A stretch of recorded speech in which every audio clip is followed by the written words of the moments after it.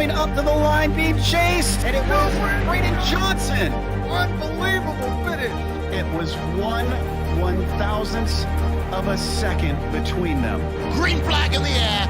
We are racing in the 2020 24 Hours of Daytona. They go door to door for the feature race lead here on the last lap of the race. Side by side for the race lead in the final corner at Homestead. Down the back straightaway, 3 wide again for the race lead. This is unbelievable stuff here tonight. Loma is going to have to be very deep on the brakes, and he is very deep on the brakes. It's side by side through the corner. This is for the win. It'll be side by side. Davies low, Ottinger high. To the very inside is Garrett low. 4 wide at the stripe.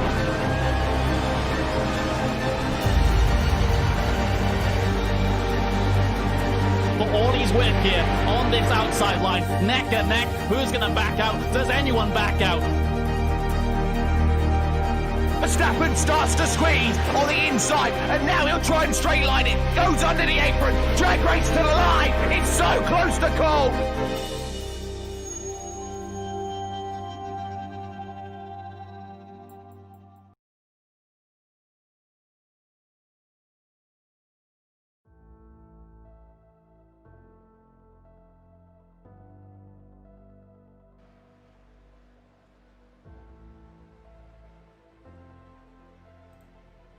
The playoffs continue live from Hot Atlanta, where we welcome you to KBRN's live coverage of the Davis Brothers Roofing Cup Series and Sunday Night NASCAR from the virtual Atlanta Motor Speedway right here in this round of 12. Ready to bring you all the action where in the booth, my name is Kenneth Bueno, joined alongside by Francisco Bacallao. And Francisco, there are battles throughout this grid, and we saw it last week over at the Indianapolis Motor Speedway. One for the playoff standings lead, which traded hands after the wild race last week, and the absolute dogfight to slip over into the round of 8 where the competition continues to get hotter. Yeah, we saw an exciting race last week at Indianapolis Motor Speedway, and today is the cutoff race at Atlanta Motor Speedway. Atlanta is a fierce racetrack that has high tire degradations. People will have to be looking after the tires consistently from the drop of the green flag because this racetrack just completely chews it up. A lot of great battles last week, and we'll see a number of great battles today with comers and goers in terms of who saves their tires the best. That is definitely going to be one of the points of conversation as we continue to move forward. But as qualifying continues to wane down, we're going to take a little reference of where we are over in the virtual world as we take a look at our KBRN Track Map with images provided by Google Earth. Slip all the way down into Hampton, Georgia. You'll look over the 1.5-mile racetrack, Atlanta Motor Speedway. Track opened all the way back in 1960 with 24 degrees in the bankings over in the turns and 5 degrees over on the straightaways. This is a quad oval set, so you can see that little quad oval shape right on the front straightaway, kind of reminiscent of what we usually see over at places like Charlotte and places like Texas as well. You're looking at the field right now, looking over onto the starting grid right behind the iRacing pace car. We'll take a look at your starting grid, see where every driver and your favorite driver will be starting tonight from the Atlanta Motor Speedway. Josh Mayu with the number 1 car who finished second at Indianapolis last week. He will start on the pole right alongside the number 77, a 29.076 in second place will be Dalton Mobley.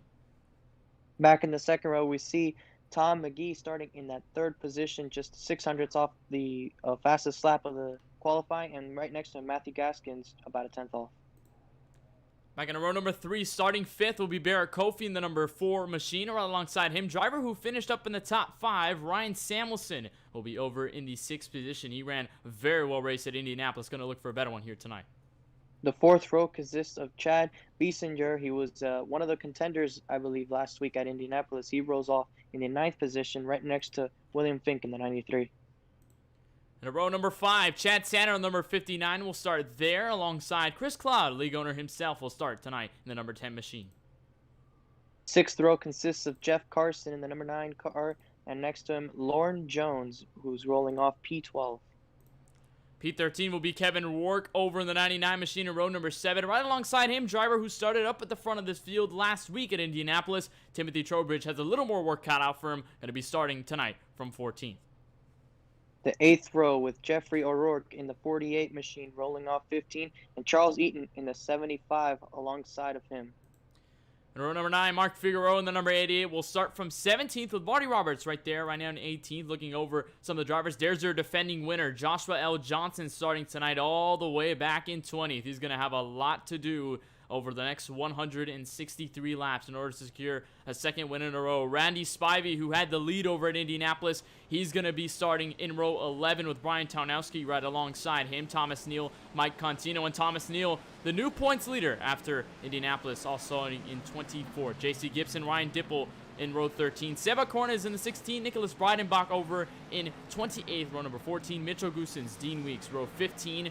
Brendan Biesinger, Nicholas Layton over in row 16. Finalizing your field with the number 3 of Steve Dardaris. And that will be all the drivers here for 163 laps from the Atlanta Motor Speedway. Francisco, you've already mentioned it once, and we're going to say a lot more throughout this broadcast. Tire saving, tire saving, tire saving. But your thoughts, well, what are your thoughts at least, well, what we're going to see now? Long green flag runs or maybe something else along the cards? I don't think you said it enough times in terms of tire saving. That's going to be the focal point of today's race. We could see long green flag runs, and anything after 5 laps is a long run here because the tires just wear extremely. We'll see these guys whenever caution comes out these stages, bring it down pit road and get 4 tires because the tires just mean that much here. You do not want to be on old tires. They spin a lot in the restart zone. They're just not as quick because they wear quickly. The pace car is getting ready to pull off, and we're about to go green flag racing at Sunday Night NASCAR. As the green flag is getting ready to wave, there you see the field is launching, and we're underway. Green flag from Atlanta Motor Speedway. Josh Mayu up at the head of this field. Going to get a charge all the way to the outside from Dalton Mobley, and already a new race leader at the drop of the green flag. Dalton Mobley, one of the chase drivers over in the round of 12, and already got a lot of pack racing down to the bottom. Already got side-by-side between Gaskins and McGee side-by-side along into turn number 3. They're going to stay all the way down to the bottom, but single filed out as Mobley continues to hold reign. Mayu has a little bit of a struggle on this first stop. He's going to fall all the way down to 3rd, and he's being contested right now for that 3rd spot. As sideways looks as though the 47 and McGee, I believe that is, I can't quite tell. But Mayu's losing more spots, and he's going to continue losing more spots as there's a car sideways 3 wide further in the back, and we got him.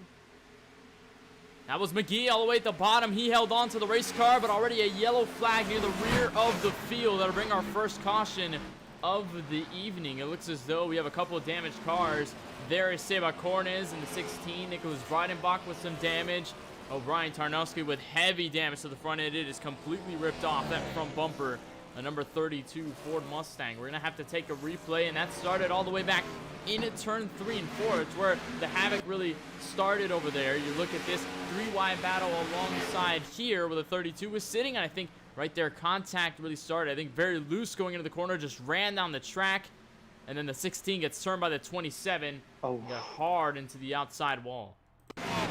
Yeah, this is probably a case of cold tires. They only got up to speed for 1 lap. And cold tires, they really do what you just saw there. The car gets easily away from you. Even though we have a hot track temperature, it's just these guys were sitting there on the pace lap, and when you're going so slow, the tires cool down a lot. So they were probably a case of cold tires, and they probably didn't heat up enough in that 1 lap to really grip in. So who knows what could have happened. Got loose, and unfortunately a couple cars collected early, so you hate to see it for these guys. And we saw a handful of drivers, Francisco, who were out really wheeling their race cars. That 47 of McGee almost had a very close call. He had dropped a couple of positions due to that, but luckily that yellow saved him out from dropping outside of the top 5. He's in that final spot in that top 5 position, so at least maybe he can try to hold on for the next restart and make sure that his car will be all safe and dandy moving forward throughout. And by the way, since we're under our first yellow of the evening already, very quickly, we're going to remind you that you can join the conversation with us up in the KBRN booth by using #AskKBRN. You can put your question followed by #AskKBRN, and we'll definitely be sure to answer it as soon as you send it, and of course answer it to the best of our abilities. Already have one by good friend Cole Williams. He asks, is this open setup or fixed setup? This is an open setup league. Sunday Night NASCAR has been potent on being the open setup So a lot of these drivers are on those open setups. We talked about it over at Indianapolis, obviously staying the same throughout this 2020 campaign and moving onwards into 2021. Well, Francisco, we really didn't get somewhat of a run. We expected green flag run. We maybe expected probably about 15 or 20 laps, and it would start to kick in under the green flag. But so far, it seems as though the high downforce and, of course, a lot of the drivers really chasing loose race cars at a very hot track surface tonight. Yeah, Atlanta's just an inherently loose racetrack. We see it no matter what package is being run there. The cars are going to always be loose, and that comes down to, one, the cars, and two, the track surface. That combination is always going to be potent for making some tough driving, but that's where the better drivers will usually show out when it comes down to handling that wheel, controlling the throttle inputs. That's usually going to be where you see the best drivers. And going back to Cole's question about open setup or fixed setup, but yes, it is an open setup like you did mention, and that also provides an interesting twist. Like I mentioned last week, we will get to see these guys get to make an adjustment to their cars that they perhaps couldn't had it been a fixed race, change the tire pressures, maybe add a little bit of track bar or wedge here and there to maybe help with the changing track conditions, or maybe their car is handling a certain way right now that they don't like it, and they can make a change to it to maybe suit their style or be ahead of the track conditions. Because the only thing you don't want to be is behind a pit stop, because then you're going to have to, one, make up for the lost time, then you got to get ahead of it once again, so you're basically 2 behind when you're 1 behind. So a new sort of aspect of having open setups in this league is going to be that. So as you're looking at the drivers, that's Dalton Mobley, Matthew Gaskins in your top 2. And one thing you notice about them that's not really there in a lot of the other drivers' machines, or at least in terms of their paint schemes, those yellow banners up at the top with their name above the windshield, that is that significance, and that is the distinguishment between drivers who are in the playoffs and drivers who are not contending for a championship. Mobley and Gaskins, respectively, are both running for a title. They are still in the playoffs, so they are, with those yellow banners, we're looking to find those around the field as we continue to move on through tonight. Got a lot of course, drivers who are in that playoff fight. And when you look at drivers even a little further back in this field, Chad Biesinger is one of them. I had, obviously, Randy Spivey in the number 22. He's one of them as well. A lot of drivers that are currently still trying to keep their playoff hopes alive and try to run for that championship as we continue to move forward. And already lap number 6, haven't really seen much action, but hopefully this restart can try to turn the things around. Maybe we slip into a green flag run, or maybe we can find ourselves in some other sort of scenario. Saw Mayu, who was the pole sitter. He's now going to be starting in the outside of row number 2, so he's going to be in that number 1 machine on the outside. We'll see how he handles that after losing the lead initially on that opening start. So we'll have 2x2 all the way down. It'll be the 2 playoff drivers that'll lead us back to the green flag on lap number 7. Going to round out of turn number 4. And the base car will make its left-hand turn out of pit and going into the pit lane as the 79 and the 77 going to launch quickly, and we are back under green from Atlanta.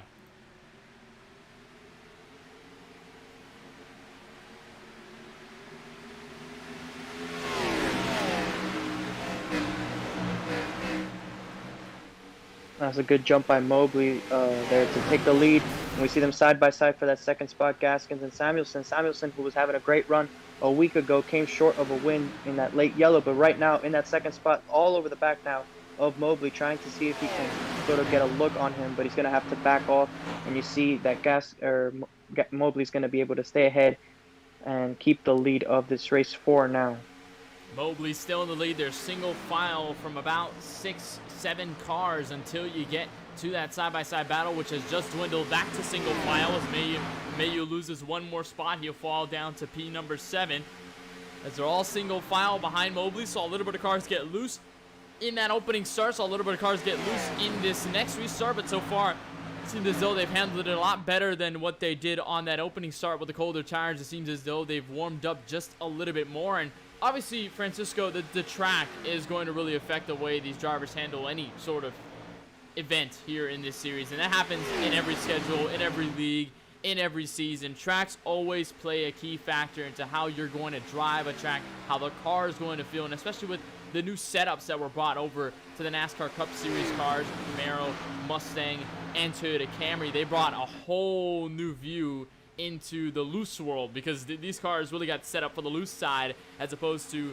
a lot of the other cars before, which used to be plowing tight when you go into these long green flag runs and the tires start to wear out. Yeah, that's something that they changed for this 2021 build. Look, the cars will trend to the loose side as the run progresses, and in my testing sessions, I can confirm that that is the case. The cars are very loose now on the long run, and that coupled with changing track conditions at a track like Atlanta, it's going to come down to who can handle it the best, who can save their tires the best to try and have peak conditions for the longest amount of time, and just making sure they can stay ahead of the racetrack in terms of making any necessary adjustments. So right now you see that battle between pole sitter, I believe that was Uric who was up there, and right now you see most people are single file, trying to make sure that they can look after their tires, because early on, if you do not want to be side by side, once the tires begin to be this even, once people are saving a little bit more than somebody else, maybe you can then risk and make a pass, because the speed advantage, the speed difference rather,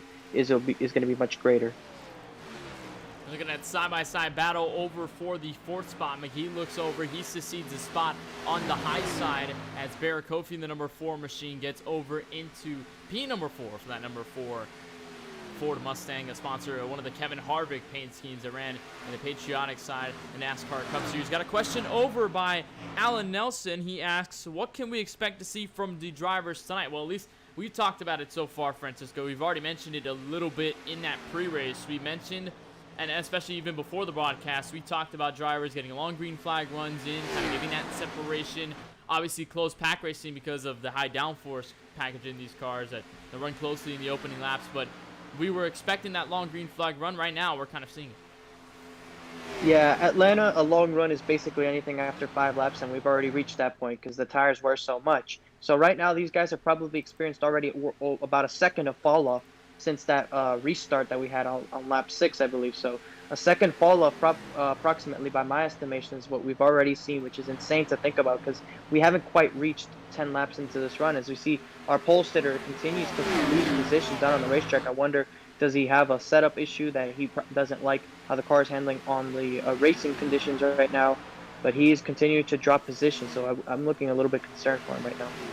He started all the way at the front inside of row 1. He's been just giving positions away ever since the drop of the green flag, and it seems as though his setup is not as potent as the rest of these guys. Maybe it'll kick into the long run, Francisco, but at the moment it's not really looking too good out there for the number 1 machine, who continues to fall positions as the freight train all the way in the bottom continues to give way. And that's number 29 of Mitchell Goosens, who just got by. Lauren Jones has gone by. Marty Roberts has just found his way along with Charles Dean. We looked at them just a little bit earlier in this race. If you're looking for some more of the playoff drivers, here's Chris Cloud, the number 10 machine, who had a horrifying wreck over at Indianapolis, went flying over near the scoring pylon and right over the inside wall.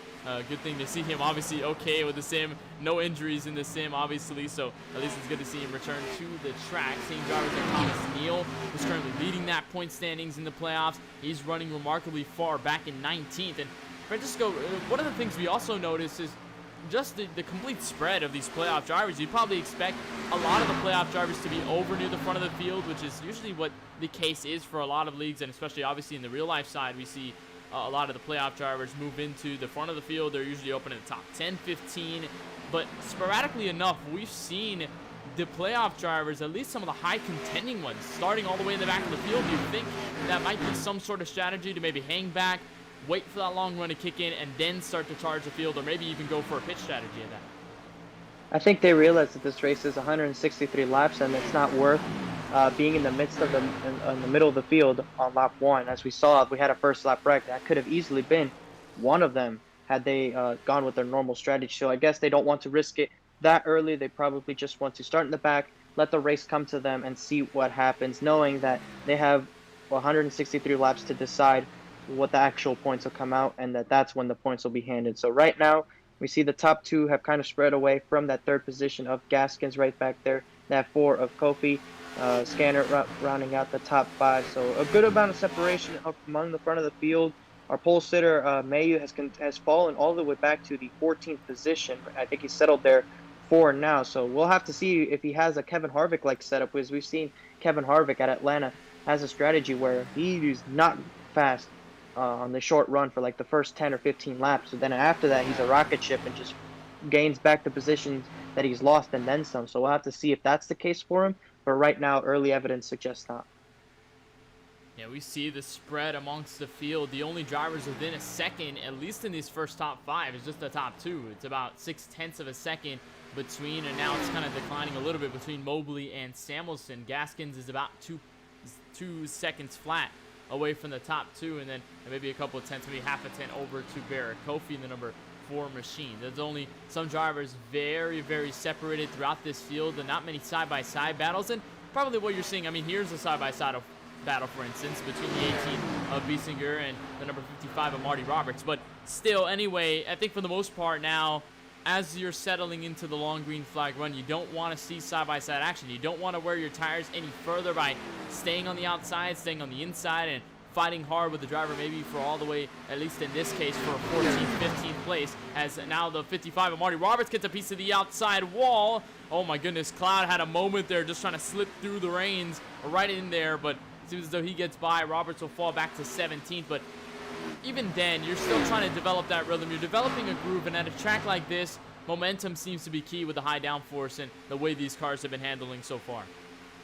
Yeah, the high downforce package has made everything momentum-based. It's all about trying to keep the speed up, the RPM up, because that's what's going to determine your straightaway speed and your next corner. So it's really momentum-based now, and the driver who can keep the momentum up for the most consistent amount of time is most likely going to be driving their way to the front. Somebody who has been driving their way up to the front has been that 18 of Biesinger. I believe he started outside the top 20, and he's already driven up to that 14th position. Right next up is that pole sitter of Mayu that he's got to pass, and he's been methodically driving his way up to V. As you see, he started 31st, so he started way far in the back, and he's almost to the back end of the top 10. So a good start to this race, and it doesn't look like he's necessarily been eating his tires up by any means. So a good start, and he hasn't been using his tires up. He may be a factor later in this race, because we did see him at the end of that Indy race. He came out of nowhere to be a top contender.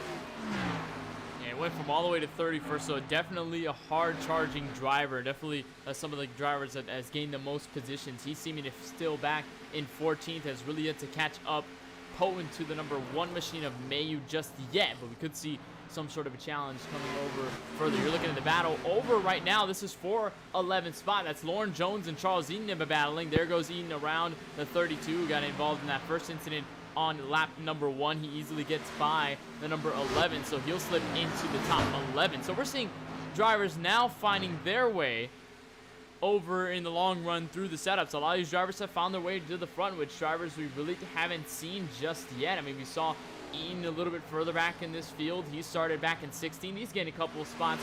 Lauren Jones has also, actually no, he's been stable right there in 12th position. Some of these drivers have started to find their way up this field, and this is a very good example here. Mitchell Goosens, 29th on the grid. He's currently just inside of the top 10, 20 positions gained since the drop of the green flag, and now it seems as though we got a 3-car train over here from 6 on back.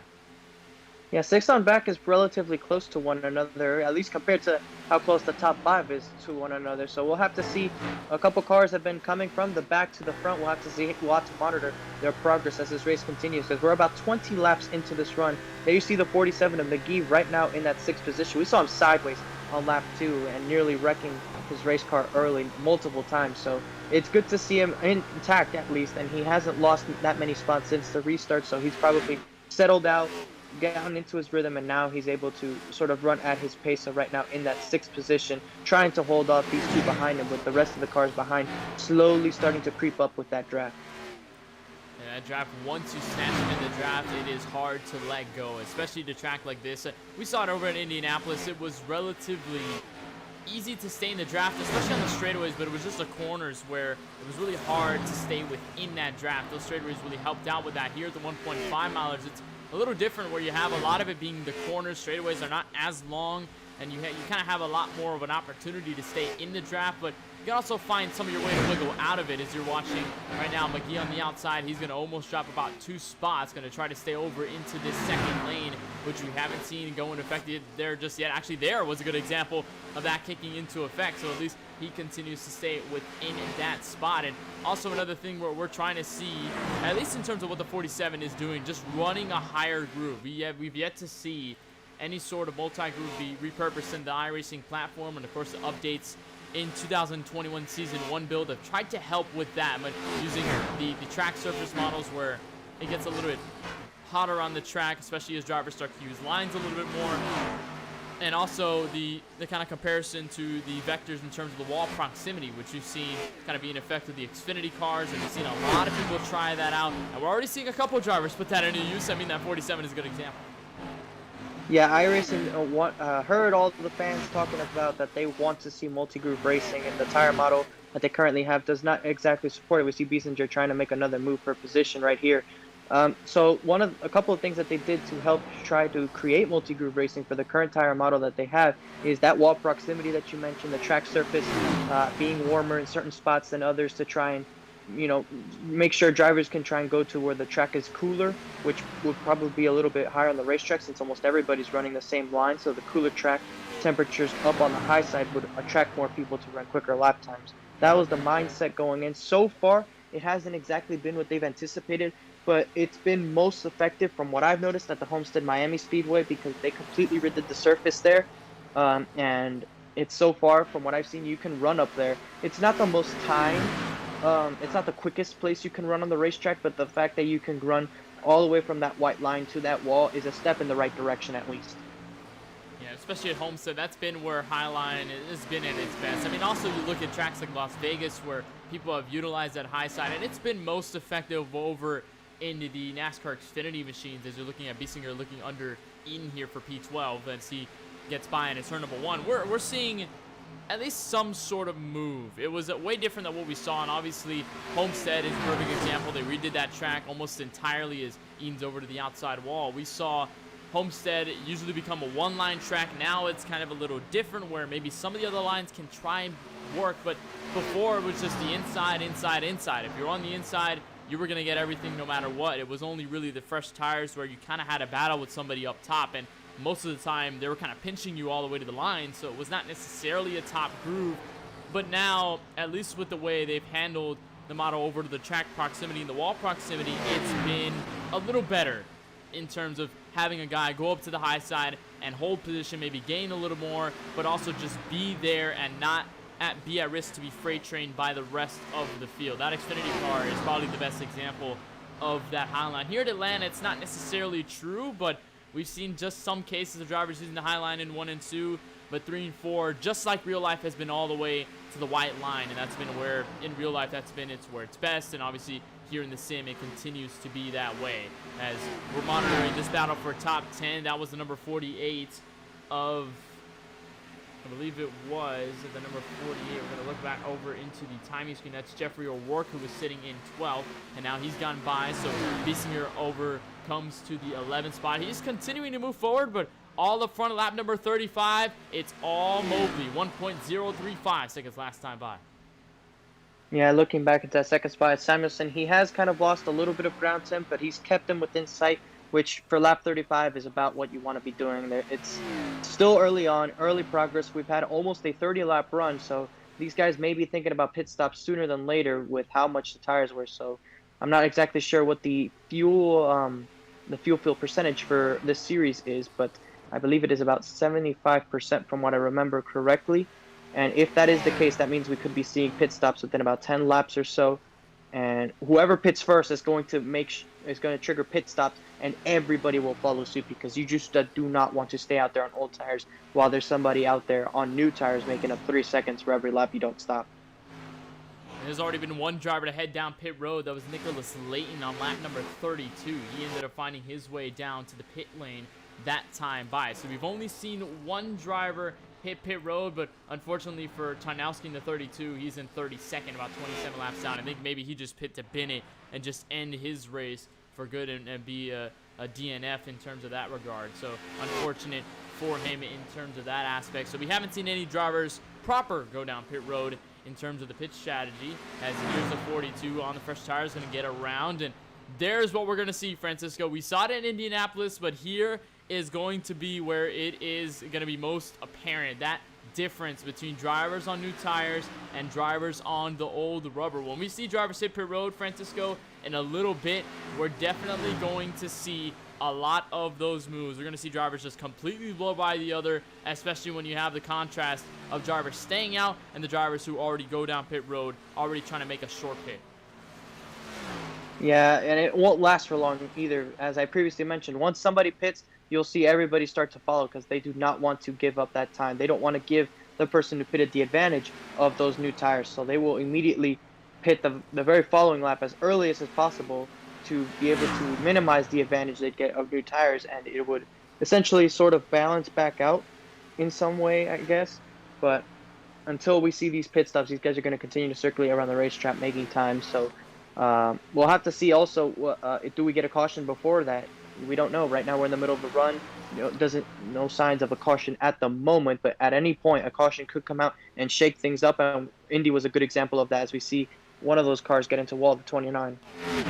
Mitchell Goosens and the number 29 machine, they're all battling for position. This is not any sort of lap cars. These are all for position. It's about a 5-car train looping all the way back to Thomas Neal, who's leading these point standings. And at least now it's starting to take into effect, which I mentioned a little bit earlier in the broadcast over the course of the run. Drivers that are in the playoffs, that are in competitive spots in those playoffs in the round of 12, they're starting to find their way up through the field as they started all the way near the rear. I mean, Thomas Neal started all the way back in 24th position, and he's already worked his way up to 12th, and now he can gain a little more as you see Mitchell Goosens all the way to the high side. Tom McGee has fallen back to 10th, as Biesinger to 9th, and actually look who's up in 8th, the driver who started on the pole. So Francisco, you were definitely spot on that assessment. He definitely had a Kevin Harvick setup, a long run setup. This is where he's going to shine the most.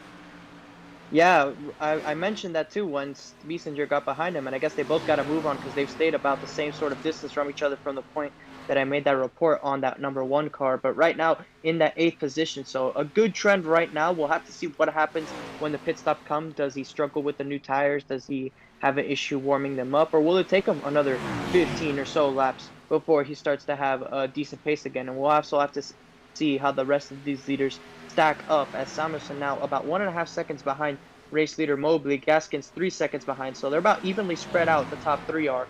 And obviously at any point one of those 3 could come down pit road, and just one lap could immediately shake things up, and we won't know until that happens. Speaking of pit road, one driver who is down there was lead lap car Charles Eaton, so maybe, just maybe, our pit road cycle will start from here. And actually, as soon as I say that, Mobley, race leader, maybe could look down pit road within the next couple laps. Thought I saw him enter and lose some spots, but I guess the timing of scoring kind of looped around there at the wrong time. But had one driver head down pit road. It was Charles Eaton. Now Chad Sanner has found his way down to the pit lane. He was running within the top 5, so he's starting to lose a couple of positions. So now is where everything's starting to coop up. We're seeing drivers head down pit road, and now or never we could see some of the leaders start to find their way down the pit road, including the race leader Mobley and some of the other drivers even a little bit further behind. And as Mobley continues to cycle around, he would not pit this time by, but here comes second place Samuelson down to the pit lane.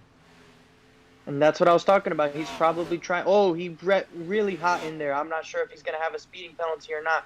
But that's the point of the strategy. You want to try and pit earlier, before that leader does, so you can use tires to your advantage. We'll have to see, does that result in a pit road penalty? Because you saw him locking him up well into pit road. So he could have sped into pit road, and that could be a penalty. We'll have to see. I think he overshot his pit box there. It looked like the nose was just in front of the line. So unfortunate sequence of events for Samuelson right now, as the leaders continue to stay out.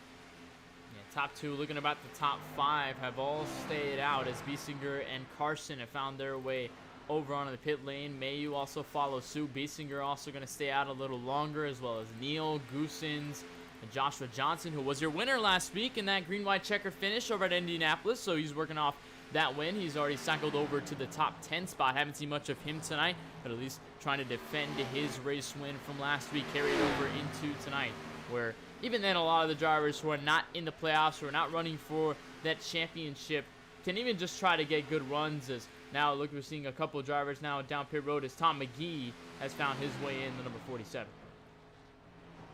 Yeah, right now the top 4 are separated by about 5 seconds as Kofi's moved up to the 3rd position with pit stops having been occurred. I'm interested to see how long do these guys wait until they come down pit road. We've seen a couple cars already make their way down, particularly the guys who probably used their tires up a little bit more just feeling like they're losing too much time and needed the new tires in order to be able to be competitive. We actually see Gaskins slow on the racetrack. He's probably coming down pit road. So we have somebody down pit road, and that is going to be actually the top two are down pit road of Mobley and Gaskins.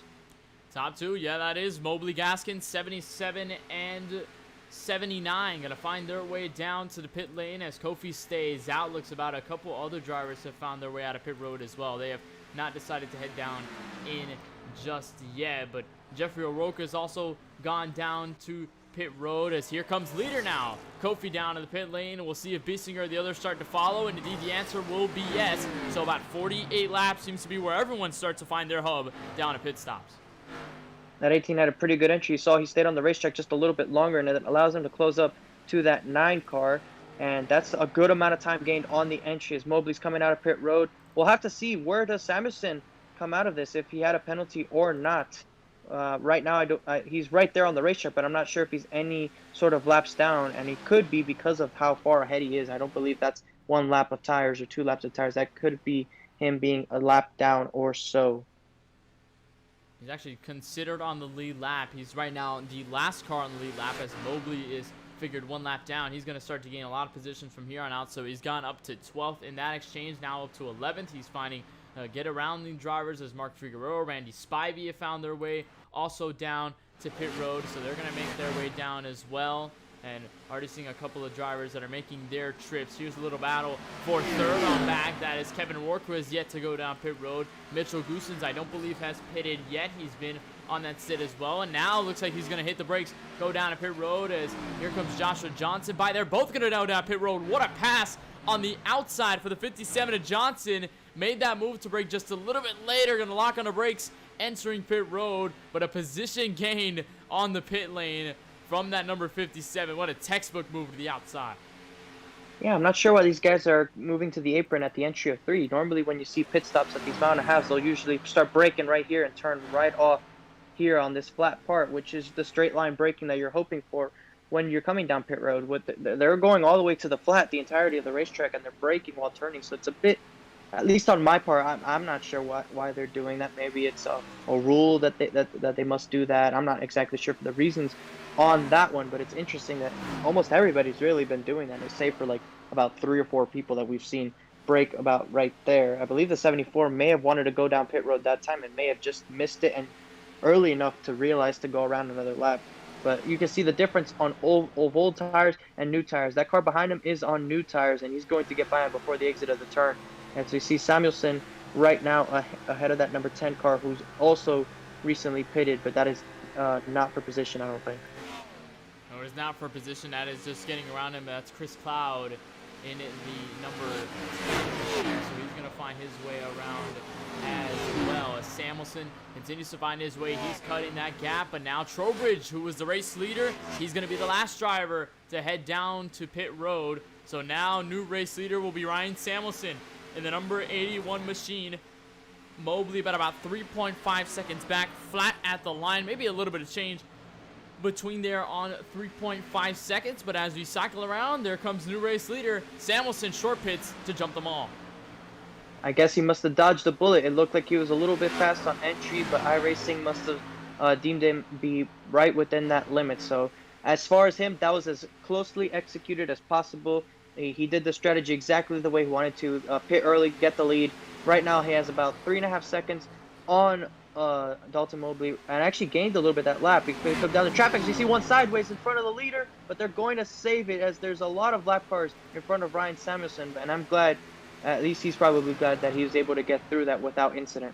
That was a close call. That was Kevin Rourke in the number 99 machine who got loose all the way at the bottom of turn number 2 as he was battling around this range where Samuelson is starting to catch up, and that would have been really big if that got them right in front of the leader. We already saw that once, Francisco, where the leaders were already coming up to one of the cars who was completely flying over in the air. It was Chris Cloud at Indianapolis where he hit the wall, got tagged by another driver, just went soaring in the air, and he landed right dead in front of the leaders and right in their crosshairs. And that was a very scary moment, I presume, for the leader himself at the time of right before the yellow flag came out. And that could have been another situation of just that. As we breached lap number 55 on to lap number 56, of our 163 lap event. Already through our first pit cycle. We're going to take a short break and we'll be right back after this. So we'll have more coverage of the Sunday Night NASCAR Davis Brothers Roofing Cup Series from the virtual Atlanta Motor Speedway.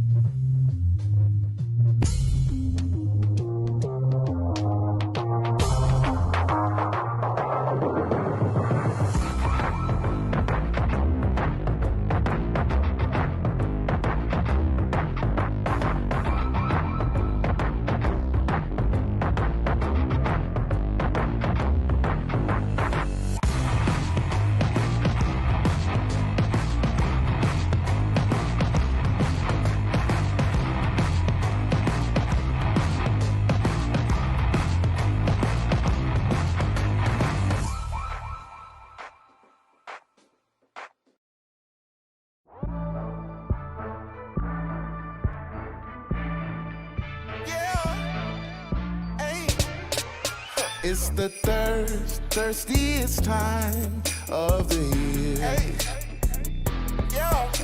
I have just one query. Want a Sprite cranberry? The answer is clear. It's the thirstiest time of the year. Sprite, let's go.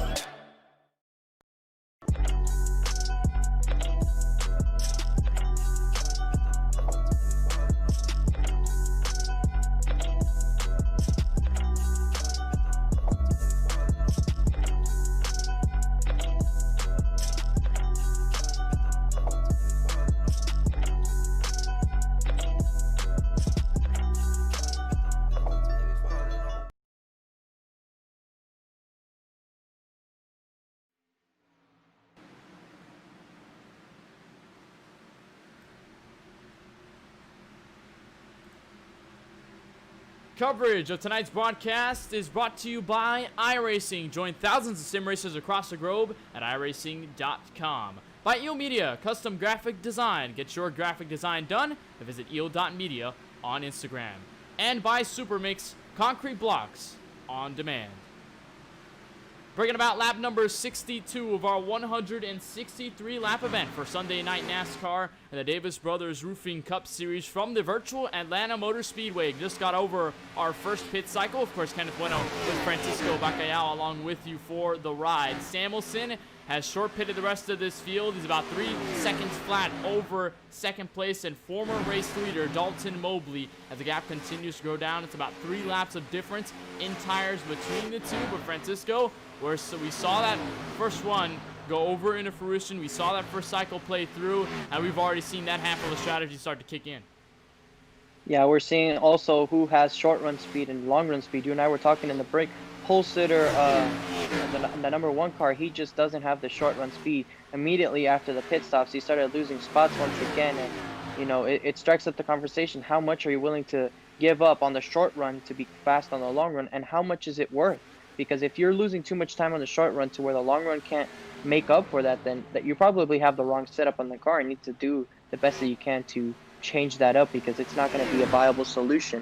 Somebody who has been on the move is that number 18 of Biesinger. He's moved up all the way up to the 6th position right now behind another Biesinger for that 5th position to battle inside the top 5. So starting all the way back in 31st, and now he's catching up to a relative of his for that top 5 position.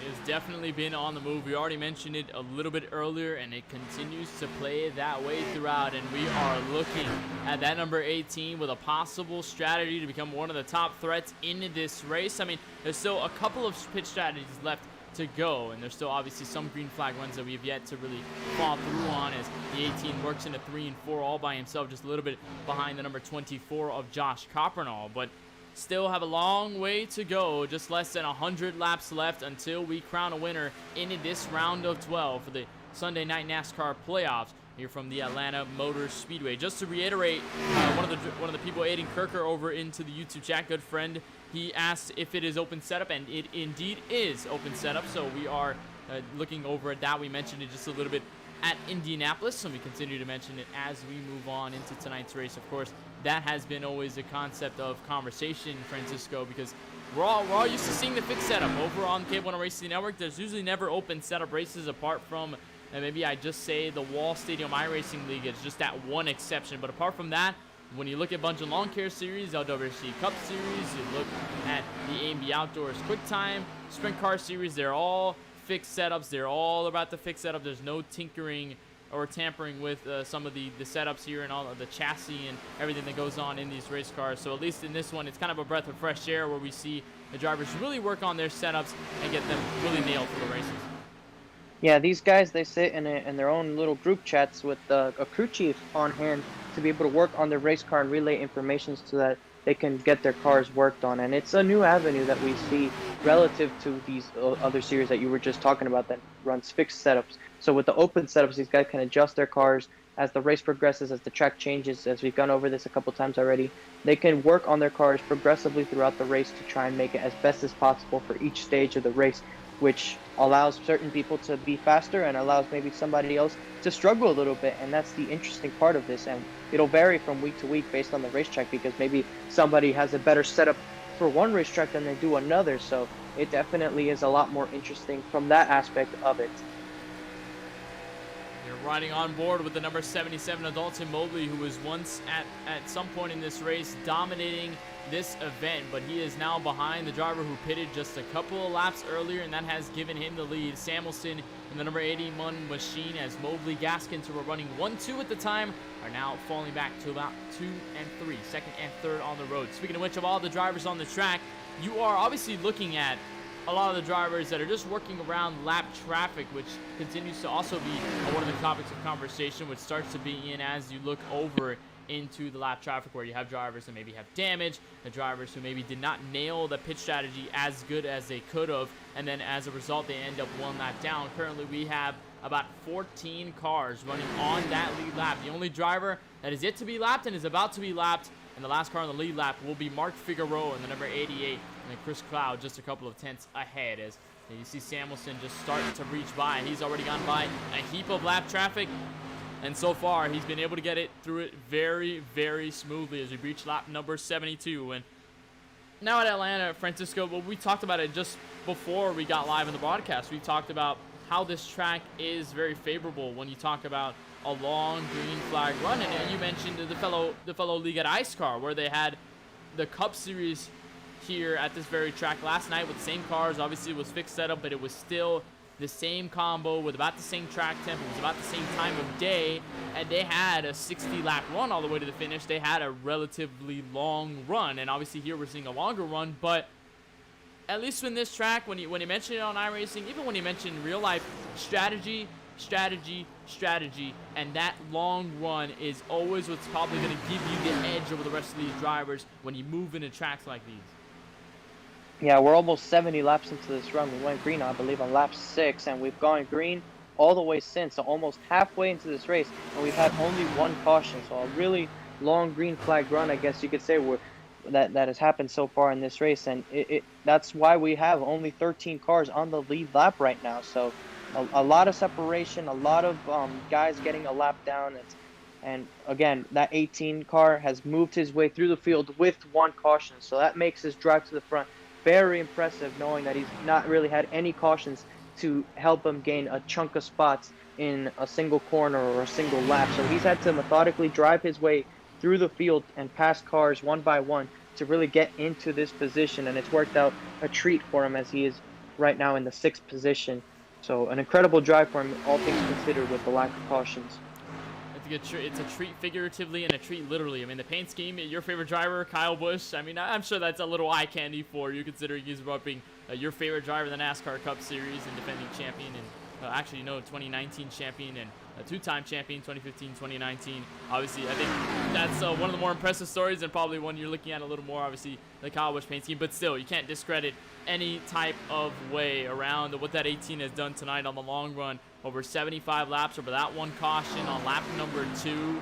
Already gone up to P5 just on long speed alone. That pit strategy, he just made it work, just executed it the way he had been, and his speed has really been shown out here throughout tonight, along with some of the drivers like Joshua Johnson, who's found his way to the top 10. Obviously, we've already seen the long run prowess of this top 3. I think these 3 are really the general consensus of what this long run race should be like, and how these top 3 have been so strong. Gaskins, Mobley, and Samuelson really much undisputed. But haven't talked much about the number 4, Barrett Kofi, either. He's been sitting in this top 5, top 3 for a good chunk of this race. And we only mentioned it a handful of times where he was kind of battling with the car, maybe just hanging by himself a little bit further behind. But so far, he's been doing a relatively good job of himself. There's some strong stories in this top 10 that have been running here, that have been very well deserved in these spots, and have just been fast enough to keep themselves where they're at. Yeah, there's a couple of guys who've been working their way through the field. The pole sitters who struggled early in this run on the new tires once again is slowly starting to creep back up. He's into that 9th position, not too far away from these guys. You see him right there, currently by himself on the racetrack, but he's worked his way back up into that 9th position. So it's been a little bit of a struggle with him for the setup. He's probably tried his best to work on it under pit stops, and we're gonna have another one here in about 10 to 15 laps or so. The second round of green flag pit stop, should it stay green, which was just rather impressive that these guys have been able to run this many laps under the green flag. It's great to see, really.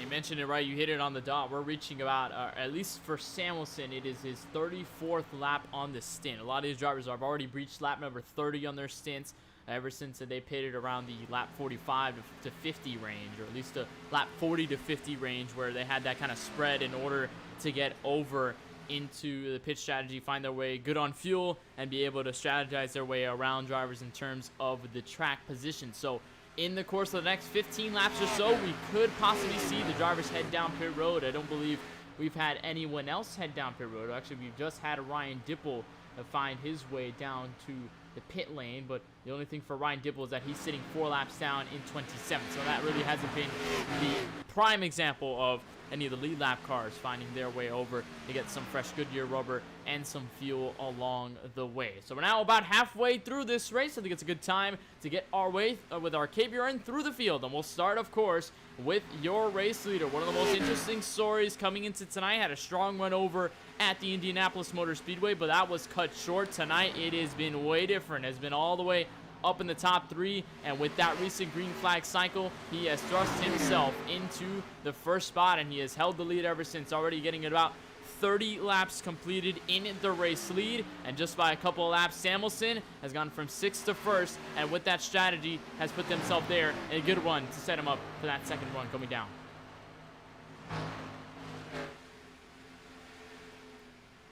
Second place, Dalton Mobley in the number 77. Started second, but easily took the lead on the green flag in the initial run and the initial start. And that 77 has been strong throughout. Really has not been any sort of ignorance surrounding his name. He's been the driver in the forefront. He's been the driver right bold in the picture. And, of course, we've been talking about a good handful of times tonight. Of course, we're just mentioning him again. But Mobley has been very, very quick. And actually, speaking of which, considering to what Cole has been saying in the chat, and of course over on our telemetry, he is slowly creeping up to the lead. It's about 1.2 seconds that last time by, so he's starting to get over into that long run. But Mobley just slowly trying to retain that race lead, which it once was early in this race. Matthew Gaskins is currently in that 3rd position. He's kind of been hanging with these guys up here, and not too far from him is that 4 car, but he's been running 3rd between that first run and this second run, as we're getting ready to near pit stops in about 10 laps time. Matthew Gaskins has done a solid job just running in the top 5. He led a lap staying out.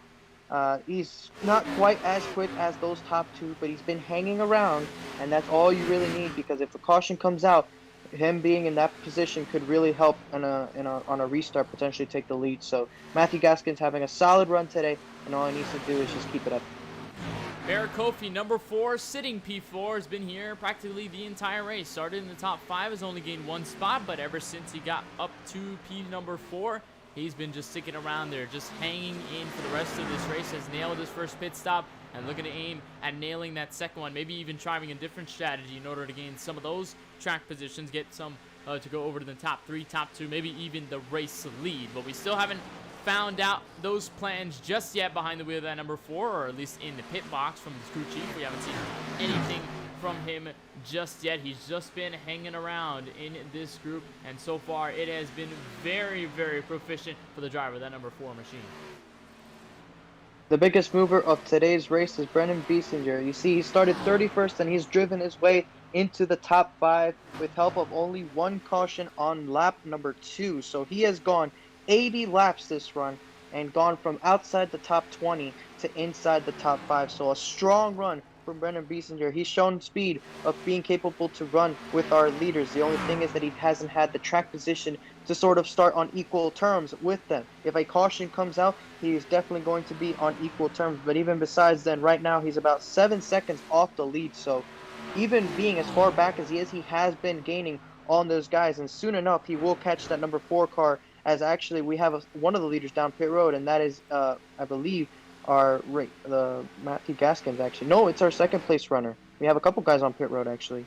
I was just about to mention it as we were going through the field there. Leader Ryan Samuelson has gone down pit road along with Matthew Gaskins. I believe Samuelson has already found his way out. Now Mobley is finding his way. Actually, no, he's not gone down just yet, but he's probably about to in the next couple of laps. We're looking for Samuelson. He's currently sitting P22, so he's now down pit road as well.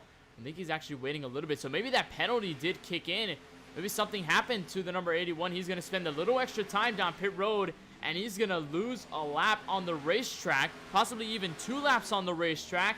And as Gaskins goes by, oh man, that could be very, very detrimental for that run behind the wheel of that number 81 machine, as he's gone down 2 laps in 24th on the racetrack. Yeah, but that's going to cycle out. He saw him. He came out behind Matthew Gaskins.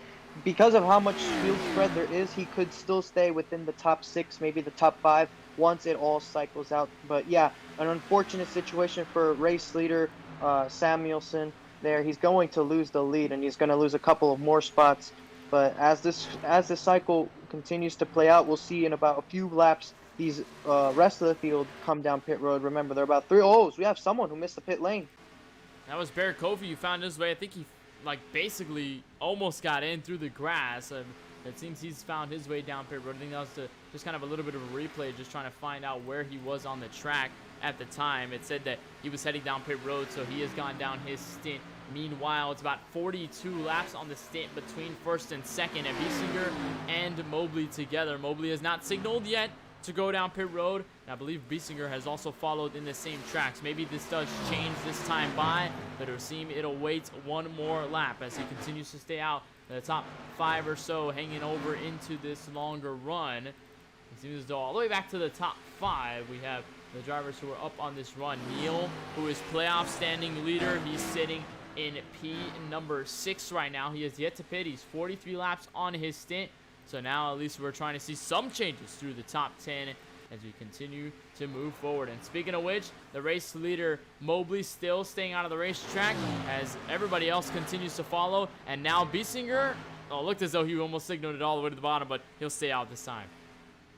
I believe they're going to keep staying out because that penalty or whatever happened to that 81 is going to allow them to continue to stay out, knowing that Gaskins was quite a bit of ways behind Mobley and Samuelson before that pit stop. So it allows this top 2 or 3 to really go a couple extra laps more than they probably intended to and have a little bit of fresher tires for the next 40 or 45 laps for the next run. So give up a little bit of time now, knowing that there's one less player. As we see that 18 is going to start coming down pit road, trying to gain as much ground as he can. You see him sideways locking him up, but I believe he got it down into pit road speed. You see that number 9 car right behind him, also coming down pit road. So we'll see when does Dalton Mobley come down pit road to make his pit stop. Joshua Johnson, one of the notable drivers to stay out as well. Mobley maybe signaling this time, and he's slowing down on the brakes. So this is it for the number 77. He'll slow down merely over into the pit entrance, just going to make sure that he doesn't even speed down pit road. Maybe he doesn't have that shot at speeding. Biesinger, meanwhile, has just gotten out of pit road. There's Jeff Carlson in the number 9 machine, so he's getting out as well. He pitted along with that 18. Here comes the 18 out of pit road as leader. Mobley will slip into that second pit box. And Joshua Johnson will cycle out as your new race leader. If you're going to find out where Samuelson where he is on the track, he's 18th. He's gained 4 spots. He's now up to 1 lap down, but he's got a lot to climb out of. I think he just spent a little bit too much time on pit road. Not sure whether there was a penalty assessed or whether he was just staying down for some sort of reason. Maybe just trying to reassure as they were getting service down on that race car. Here comes Johnson, though, down to pit road. Yeah, you just mentioned Samuelson spent a good amount of time in that box. Maybe it was a penalty. Maybe he had some optional repairs that we weren't aware of that he probably decided it was a good idea to fix now instead of later. So it could be anything, really. We don't have exactly a keen idea on what the key thing that happened there is. Right now, Goossens in that 29, who I believe spun earlier in this race, right now is leading this race during this cycle. And Spivey, who was the points leader before Indianapolis, is in the second spot. They have both yet to pit. Matthew Gaskins is ahead of Dalton Mobley because of that early pit stop. So Matthew Gaskins will cycle out to the net lead once those top 2 pit until that 77 can catch up to him. Maybe a second appearance of that Ryan Samuelson-esque pit style, but at least it was 7 laps the difference instead of about 3 to 4 between it was Samuelson and Mobley at the time. So Gaskins has been already 9 laps on his stint. Mobley, meanwhile, has been about 2 laps. He's now getting by the number 81 of Ryan Samuelson, or at least he's going to get passed by Samuelson, just trying to unlap himself. He's been gaining track position from here on out, but he's kind of been in a hole going down pit road, and now this is not looking very good for the driver of that 81, who's just trying to get back to where he was, dominating this race through that first pit cycle as Gaskins decides to get over the race lead. So everyone cycles through, and that number 79 will be the new race leader. And what all this has done is brought Brennan Biesinger into the picture. He's right now running in the 3rd spot, 7 seconds behind Matthew Gaskins. We know Gaskins has a bit older tires than these guys, really. And Mobley and Biesinger pitted on the same lap, so they're on the exact same strategy right now. Mobley's about 3 seconds behind race leader Matthew Gaskins, so 4 seconds really is what separates Mobley from Biesinger. And there was 10 seconds between them not too long ago, so Biesinger has some incredible pace that he's been able to find on these long runs, and should this run continue, we could see him battling for this lead. It's down to 6 seconds between Biesinger and race leader Gaskins, but it is about 3.7 seconds between himself and second place Mobley, and I believe it is slowly decreasing at the moment. It's now to 3.6 flat. It's now maybe up to 3.516 at times. So now that 18 is starting to reel the 77 in merely inch by inch. So now that 18, I think now that these pit cycles have really brought it out, but even then we still have that 1 pit cycle left. But so far it has been 100% and then some for the driver of the 18 machine. Biesinger has been perfect all night long, and we've seen him jump through the field, started all the way back in 31st position, and he's gone now to the podium spot at top number 3 as Gaskins continues to hold on to the lead as we reach lap number 100 as we approach about 64 laps to go. I know we've mentioned it a couple of times already, but the fact that Biesinger has gone from 31st to 3rd with only 1 caution on lap 2 is definitely showing what sort of pace and the skill he's been able to demonstrate at such a difficult racetrack, to be able to work his way by basically the entire field and drive up to this podium position with only 1 caution to help. It's really going to show for the pace he's had, the skill he's been showing. As we see, 1 car is on the apron. That is the number 3, Steven Dardaris. He's slow on the apron. I don't believe this is going to trigger a caution. He's going to make it to pit road. Could have an issue. Maybe it's terminal. Maybe it's not. We'll see in due time what happened to that number 3, and we can bring it to you. But right now, Mobley has not been able to close the gap all that much on our race leader, and actually Biesinger is about 1 second behind Dalton Mobley. So Biesinger's really been able to catch up for this second position. He's there right in the picture. You see there's only one car, and that is the 11 machine of Lauren Jones to separate them. Here comes the 18 by, and we have a battle brewing for second place. There is the number 18, and to try to get around the lap car of the 11. It seems to be kind of a tall task here, and actually he's blown his motor. The number 18 of Brendan Biesinger, after being perfect all race long, has just blown a motor off of the exit of turn number 2. His night is over. What a shame. We just finished documenting how he's had such a fantastic drive tonight, and you have to wonder, was he running a little bit too high of tape and it caused that engine to overheat, being behind the amount of cars he was behind. An unfortunate break for this number 18, who was really driving his way up through the field and was showing pace to really contend for this win. As we saw, he finally had caught up to the race leaders, but unfortunately an early end to his night. Look on board. Here's a replay of what just happened as he was trying to get around Lauren Jones, exiting turn 2. There's the motor, and that's it. He's just trying to limp all the way back to pit road. It seems he's found his way there, but it seems as though what a night for that number 18 has gone up in smokes on lap number 104. Boy, that stings a lot. Seems as though he could have been one of the contenders to be up in the conversation with the top 3. And he was just about to get over to second place, and he was not as far off to first place, because here is the battle. Here is the gap between first and second. It's about 0.8 seconds, and it's slowly decreasing as Mobley's starting to catch up in each and every corner throughout the track. So Biesinger could have been in this group, could have had a shot at the race lead.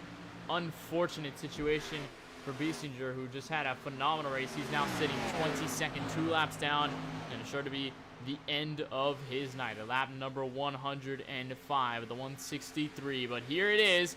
We are looking back at the battle for the race lead. Gaskins has had it for a short moment in time, but it seems as though Mobley has slowly caught up to the back bumper. He's been praying there, and now he's going to have that charge out of 2. The gap is right between these two. You see he's been able to catch up with those fresher tires. He's about 2 car lengths off of him right now. It's going to be a matter of time before Mobley catches up to Gaskins. But the top 2 are right together. Jeff Carson back in third, about 5 seconds behind. Find their way as Mobley is slowly approaching. And at least for now, we're probably going to anticipate a third pit cycle should we stay green. If there's a yellow, obviously that could really change everything up. The drivers will probably find their way down pit road regardless, get some of that fresh rubber and get some extra fuel in order to make it just a little bit longer. But we're anticipating what we've seen all night so far. Green flag should be there throughout the rest of this race, and we should probably come through at another green flag run and another green flag cycle as we continue to dip over. Ryan Samuelson, meanwhile, has just pitted on lap number 105. I'm not sure why he pitted. Maybe a penalty to be assessed. Actually, it might have just been a penalty or some sort of thing. Maybe just topping off down a pit road. So now we're seeing 2 drivers who have had phenomenal nights, and now they're starting to go in a wrong direction as they continue to go on.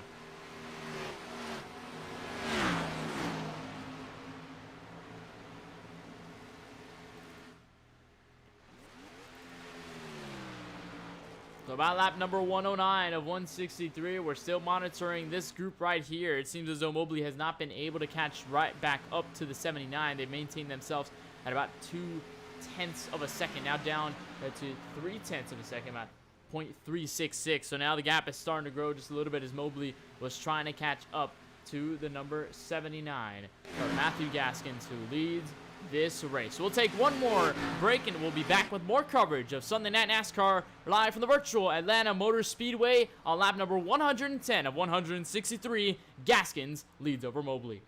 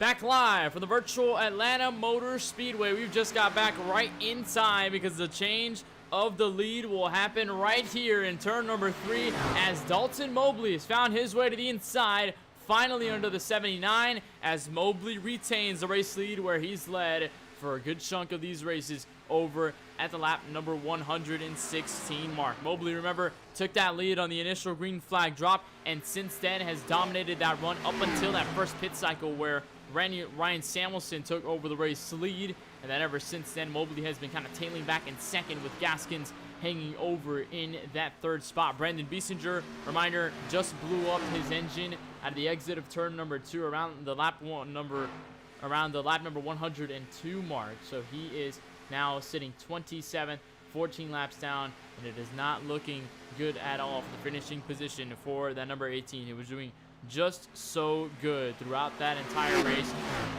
It was just absolutely heartbreaking to see what has just happened to him over the course of this race, and what could have been the driver with quite possibly one of the best cars in this race, apart from that top 3 of Mobley, Gaskins, and Samuelson, who have been kind of the big 3 throughout this entire race. Of course, Kenneth Bueno, Francisco Bacallao along with you for the ride. Francisco gets a little busy right now, so he'll be back in the booth a little bit shortly, hopefully before the end of this race. And before this race is complete, on lap number 163, only had 1 yellow over at lap number 2. And speaking of which, we'll just go over our race summary presented by Supermix. Currently, your leader is that number 77 of Dalton Mobley. We've completed 117 laps, about to be 118.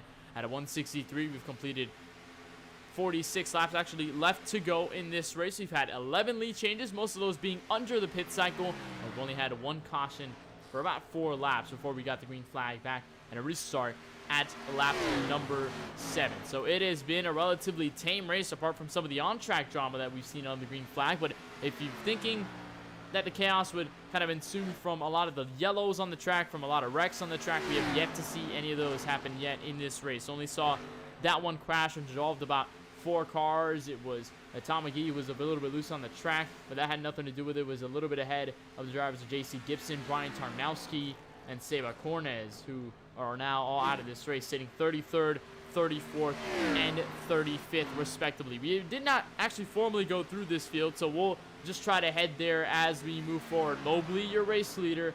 Gaskins is sitting in second. Jeff Carson will hold on to top 3. Josh Johnson, winner in Indianapolis, is currently sitting in 4th, with Josh Mayu, pole sitter, sitting in the top 5. Tom McGee currently sitting in the 6th spot. Actually, yeah, sitting in the 6th spot. Thomas Neal sitting 7th. Mitchell Goosens will be 8th.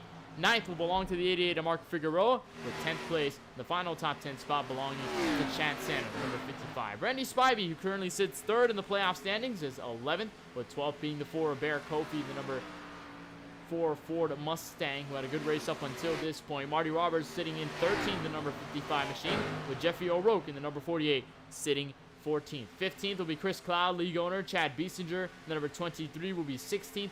Timothy Trowbridge will be 17th, the number 74. Lauren Jones sitting in the 18th spot in the number 11 machine. Ryan Samuelson sitting 2 laps down in the number 81 machine after his promising start in that first opening pit cycle. William Fink currently sitting in the 20th spot, in that number 93. 21st on back will be Dean Weeks in 21st. David Love, 24th. Steve Dardaris in the number 3 car, just heading down pit road in 23rd. Kevin Rourke sitting in the 99 in 24th, with Jeremy Freer in the 15, sitting 25th. Charles Eden in the number 75 on down pit road. He's 26th, 18 laps down. Brendan Biesinger, just mentioned about him and just the great night he's had, and his engine blew up. He's 20 laps down. Josh Coppernoll, 28th. Ryan Dipple in 29th, with Mike Contino in the 30 car, in the number 61 car, sitting in that 30th spot, with Nicholas Breidenbach sitting in 31st, who's down pit road. Nicholas Lighton, Brian Tarnowski, J.C. Gibson, and Seba Cornez, your final drivers in this 35-car grid. Atlanta Motor Speedway, and that's how it's been so far. That's how things have developed. Of course, those last 3 I did mention were in that caution on lap number 1, so that's the reason they were out of the race early. A lot of the other ones have had some separate issues, maybe some damage along the way, or the pit strategy, and obviously in Biesinger's case, a blown engine at that in the number 18 machine. As Mobley continues to lead this race. It's been a star-studded night for that number 77 Mobley. And I remember commentating one of the races where he was really at his best. The number 77 at Michigan International Speedway. It was in another Cup Series Open setup league. It was Galaxy Cup Series where they find their way in the regular season. It was just shortly before the playoffs. Mobley was one of those drivers of note, and as the night progressed in that race, it seems as though that 77 was just so fast.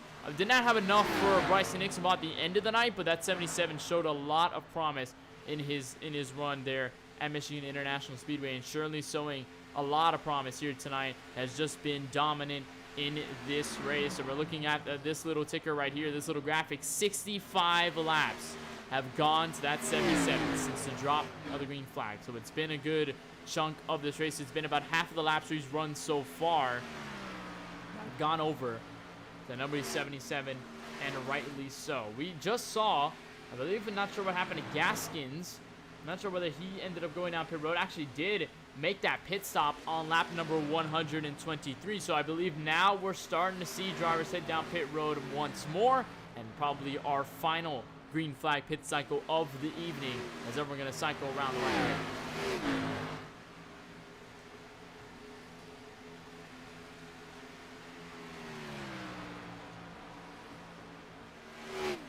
Just a quick reminder that Sunday Night NASCAR coverage right here on the KBueno Racing Network is brought to you by On Target Performance Group. On Target Performance Group delivers a more accurate view of the cost of your products, services, processes, and customers within the manufacturing, retail, and logistics industries. They specialize in getting reliable and accurate cost improvement recommendations to improve your profits. You can visit their website over at ontargetpg.com, or you can contact them by phone at 866-933-8730. On Target Performance Group. Know your costs, know your profits. So we press on. It's been a grueling race so far for a lot of these drivers, and just as Francisco mentioned a little bit earlier in this race when he was in the booth with us, at least in that opening stint, it was more than a second to fall off within the first 10 laps on a green flag run. It's now to about 2 to 3 seconds slower over the fastest lap. There's a blown engine right there, right in front. And that was one of the drivers who had, that was actually Nikas Breidenbach in the number 6. He just blew his engine, so his night over 65 laps down in 31st. And he's going to dwindle down to pit road, and unfortunately is the end of the night for him. What has been already a rough outing after that damage on the front end on the early segment of this race, and is now coming to a stop over at the pit box. Could just signal the end of the race. So Golden Garage, their race is done from Atlanta. Going to try to get back with just 34 laps to go. And it's been all Mobley. Really not much else to say apart from that interesting move over with Ryan Samuelson, that interesting charge to the field that Brendan Biesinger had in that number 18 machine, and then obviously his night went up into smoke. And we're starting to see a lot of these drivers now starting to go down pit road. Here's Jeff Carson moving down pit road. Here's pole sitter Josh Mayu, who's sitting in the 3rd spot. He's slowing down in turn 3 and 4, getting all the way down to pit road. So now here comes the strategy that we've been talking about all night long. Francisco and I open the commentary box, and it's becoming another one to remember once more, as here's a hornet's nest right in front of the leader, 77, as Tom McGee finds his way down pit road. Mitchell Goosens will probably gain some positions as Mayu and Carson, respectively, are down pit road. Figueroa will gain a spot. Neal, playoff standing leader, has been relatively stealthy throughout this race, and now he's up to 2nd. He also will find his way. He's about 39 laps into his stint. And we have only 4 cars on the lead lap. So it's been kind of a slugfest in terms of the pit strategy, and it's been all pit strategy throughout this entire event. And it's really showing no mercy to some of the drivers who have made some mistakes, and of course some of the setups that have been with these drivers over the course of the long run. As there's Mayu going down to pit road. There's Thomas Neal getting by. Now 3 cars under this lead lap as Goosens works off of turn number 2. And there's Mobley right there, race leader. So we could just go at about 2 cars on the lead lap. Maybe 2 to 3 cars can unlap themselves as the leader Mobley goes down pit road. But we'll just have to see. Mobley has yet to signal his way. And actually now he's going to start slowing down off of turn 4. So he'll be one of the last ones to head over down to pit road along with Thomas Neal. Mitchell Goosens is staying out this time by, so he will assume the race lead.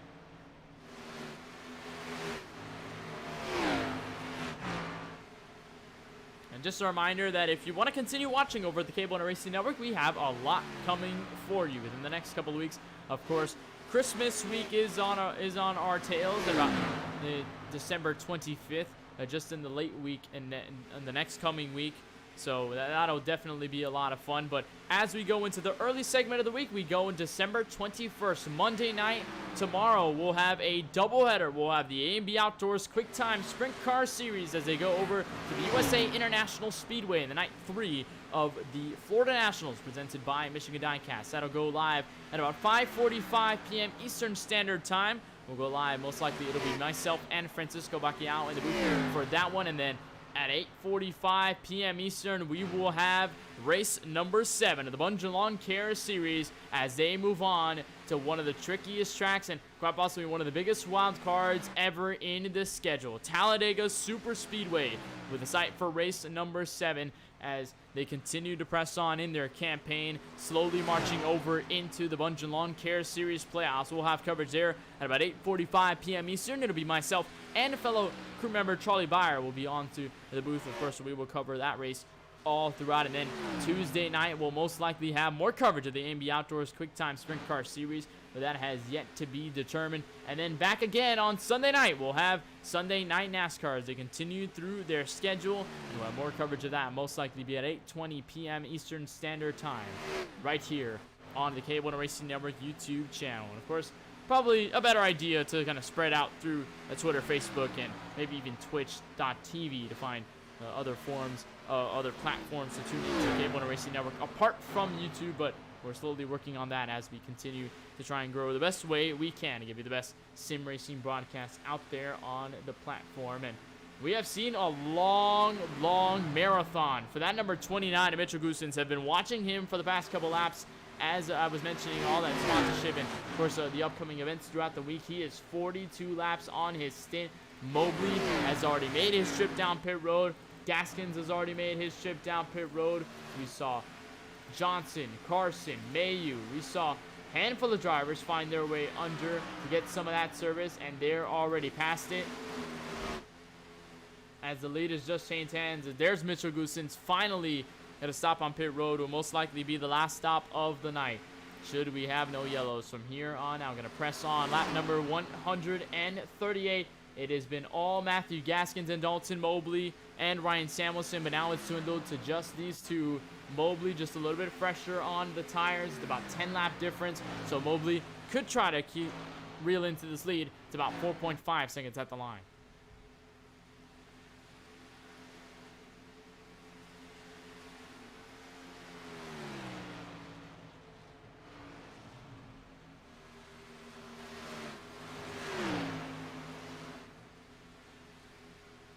So Gaskins leading with coming to about 24-25 laps to go at the line from Atlanta Motor Speedway. It's been green flag ever since the lap incident on lap number 2, which brought us into lap number 6, which gave us a restart on lap number 7.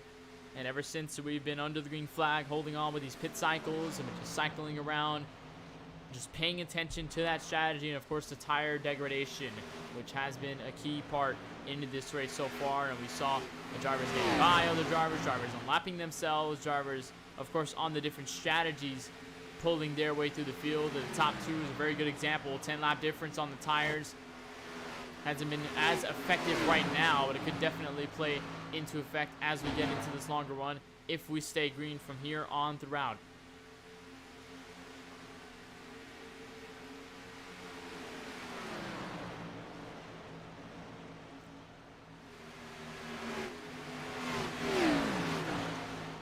Currently listed on the left of your screen is that top 5. You could see about 2.9 seconds is now up to about 3 seconds between the top 2. Meanwhile, there might be just some sort of battle for P number 3 and P number 4. Look at Jeff Carson moving. He's now being pressured by one of the lap cars, the number 59 machine, but it seems as though he's found his way behind Joshua Johnson, previous race winner over at the Indianapolis Motor Speedway. So this could be a battle to watch for. And then 5th place is just all the way back, 20 seconds behind the race leaders. That's Josh Mayu, as we only have 5 cars under this lead lap. It's been about 14 last time we checked, and ever since these green flag cycles have been playing the way they have been, it's only just gotten worse. It's only just dwindled to even more drivers to be under the lead lap. That pushed them at a harder chance to even try to be a competitor in terms for the race win. Now the gap is about 2.2 seconds, so now it is time for Dalton Mobley. It's been go time for him to shoot up to the front of this field and start to cut into that lead up to Matthew Gaskins as we get 20 laps to go with the line from Atlanta. Gaskins continues to lead this way throughout. We've been pretty much green flag racing ever since. Here is the battle. And here is a look as you're riding on board with current race leader. We got our ear media onboard camera. Just take a listen throughout here as we go under this long run for the number 79.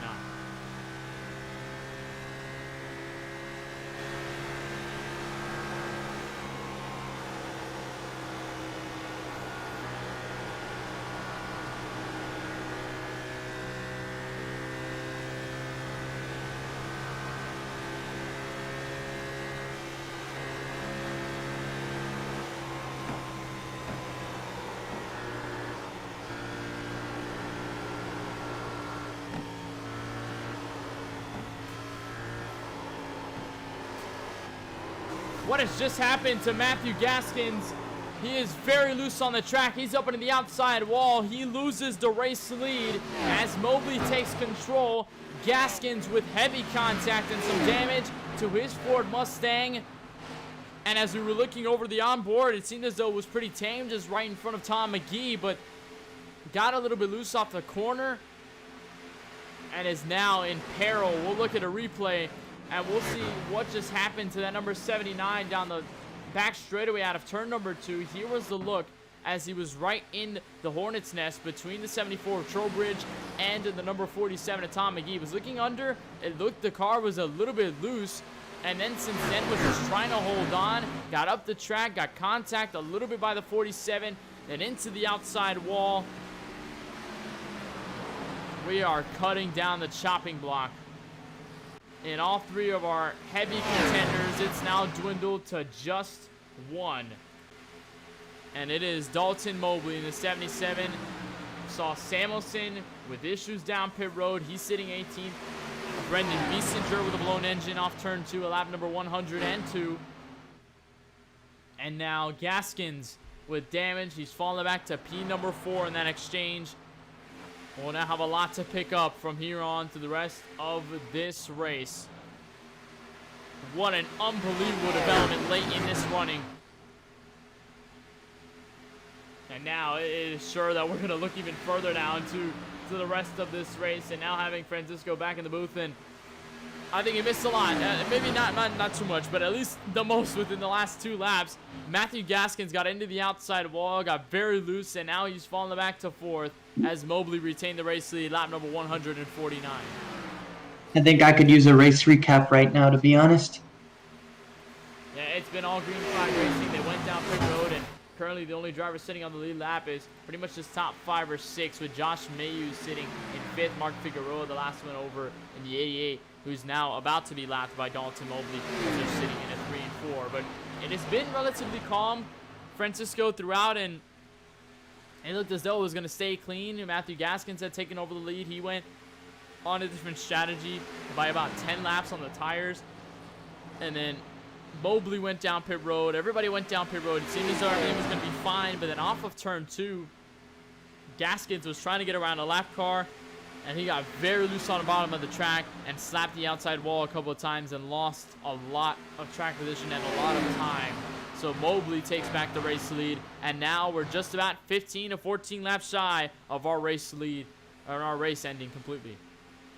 It's been pretty impressive that this whole race has been able to go green flag since that lap 2 caution. If you really think about it, that's almost 150 laps to this point in which the green flag has been out in succession. So great job by these guys to be able to keep it clean for that long. But of course, the possibility of a caution still lingers for these final 14 laps. And Mobley has gone back to the race lead, as you just told me. And he started at the first run out there, and he's had a very fast race car. But finally, he's back out in front, and we'll be able to see Kenny close it out.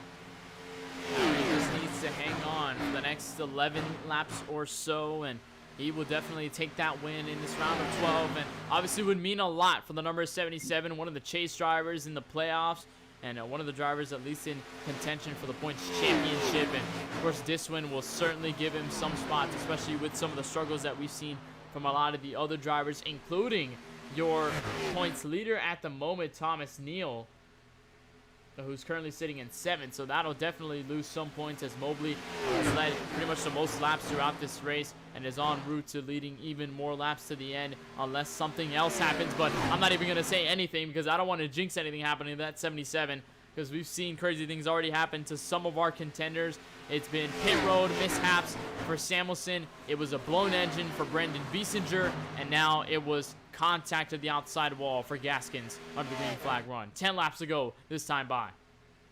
It seems like, though, anybody who seems to have a contention for the race lead seems to have some sort of issue, but the only person who hasn't has been that 77 of Mobley. He's kind of been flawless for most of the night, been in the top 2 for basically the entirety of the evening and staying there right now with about 10 laps to go.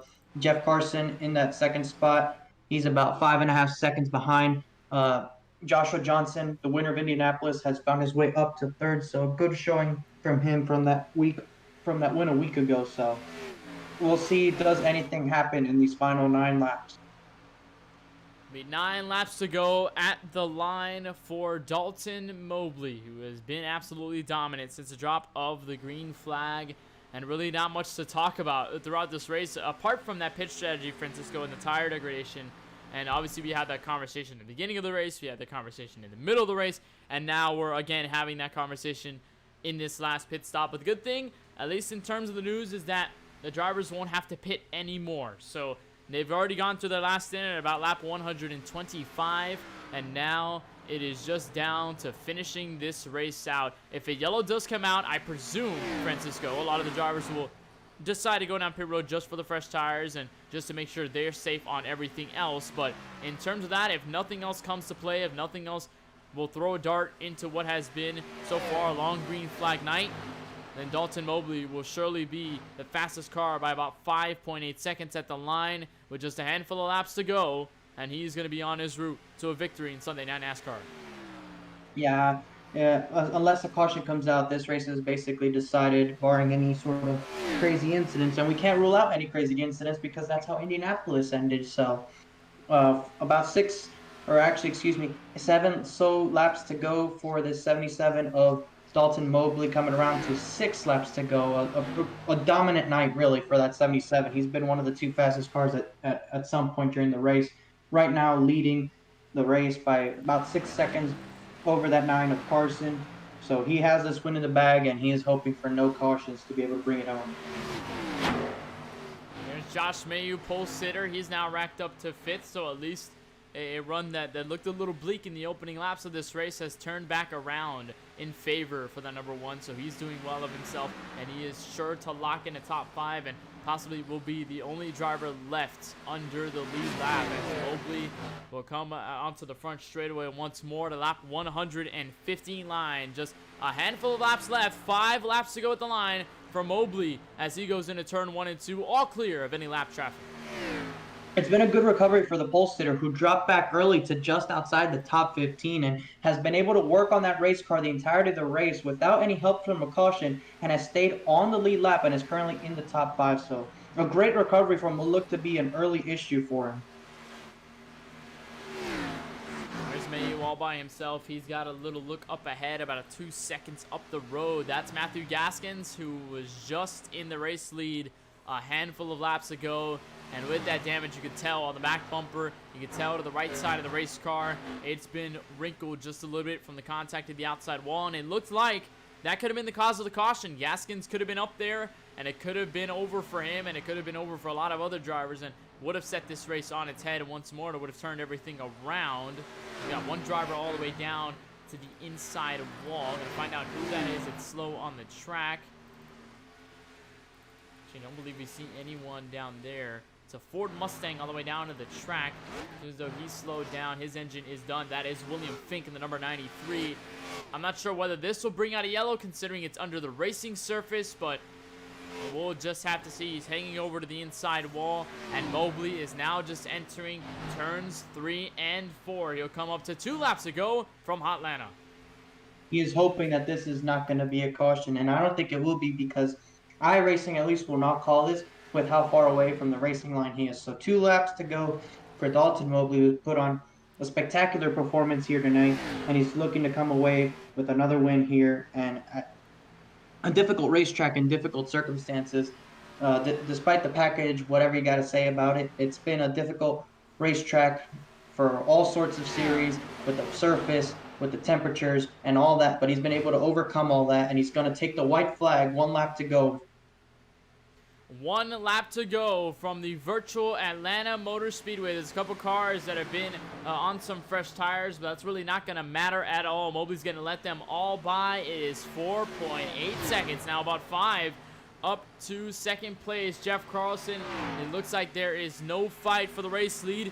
Mobley, who has been contentious all night long, took the lead on the initial start and has never looked back. Off of turn 4 for the final time, the winner of the Atlanta race for the Sunday Night NASCAR on the round of 12 goes to playoff driver Dalton Mobley. He wins tonight after 163 laps, and an absolute perfect race for Dalton Mobley. Jeff Carlson will come home in second in the number 9 machine. Joshua Johnson, winner in Indianapolis, will finish third. Pole sitter Josh Mayu survives for P4, and Gaskins falls to P5 after what looked so promising after the final pit cycle. As Mobley, celebratory effort, some drivers giving in their celebrations to him. And he's going to come off of turn 4, and he'll celebrate right in front of the virtual fans. There's Tom McGee to go by, and there goes the 77, going to burn it down. A hard-earned victory from Atlanta. And what a night it has been. There's the burnout right in there on the apron, the front straightaway. And there is it. As Mobley celebrates.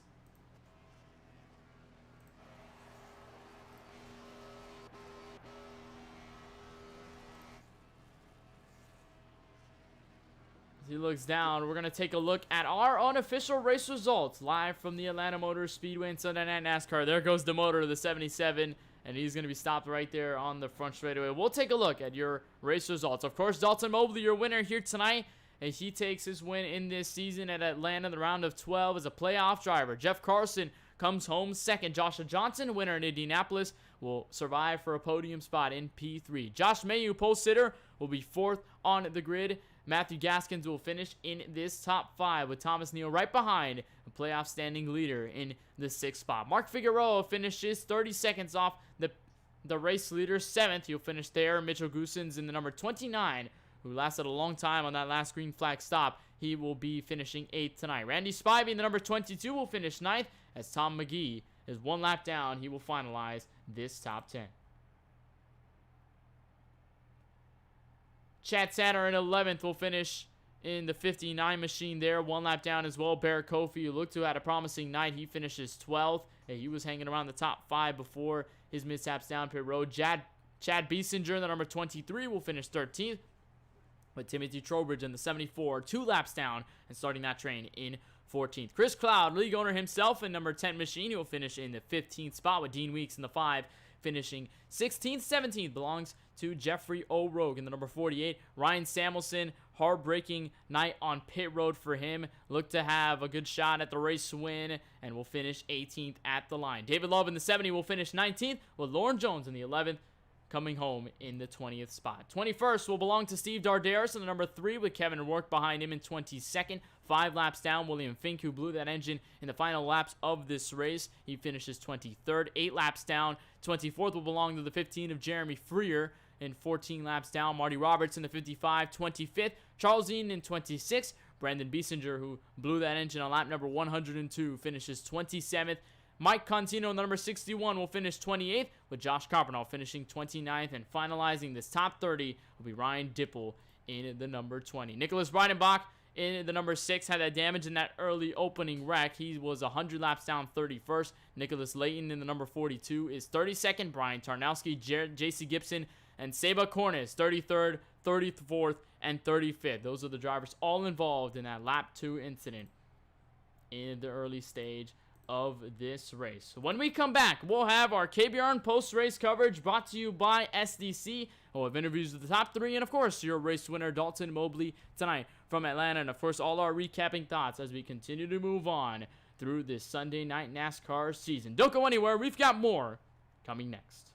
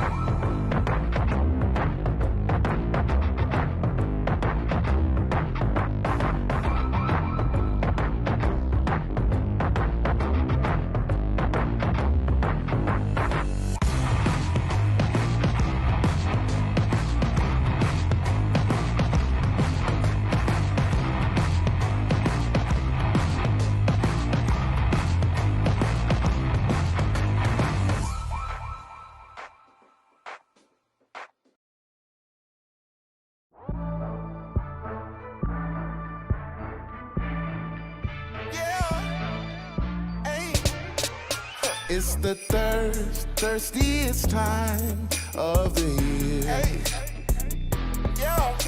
I have just one query. Want a Sprite cranberry? The answer is clear.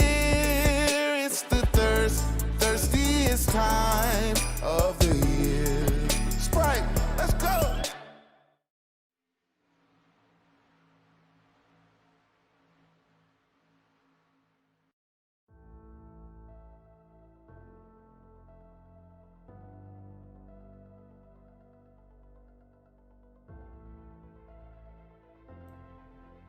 Welcome back to the virtual Atlanta Motor Speedway, where we kick off our KBRN post-race coverage, brought to you by SDC. It was a long green flag run over 163 laps, and one yellow brought us to this point, with Dalton Mobley taking the win here, the DBR Cup Series Sunday Night NASCAR, right here on the KBueno Racing Network, and it has been a lot of fun. It was pretty much just looking over that entire run to the finish and practically discussing that entire move under the green flag. It was really no case of entertainment in terms of the on-track racing, in terms of side-by-side, or at least in terms of a lot of the wrecks we saw tonight, because there was pretty much only one, and it was only at lap number 2. Everything else was clean on throughout, and brought a lot of good racing and brought a lot of good strategy to talk to as well. Apparently, we currently are trying to get to victory lane, where we'll find Dalton Mobley, but it seems as though Mobley will take a little bit before he'll get over into the waiting room and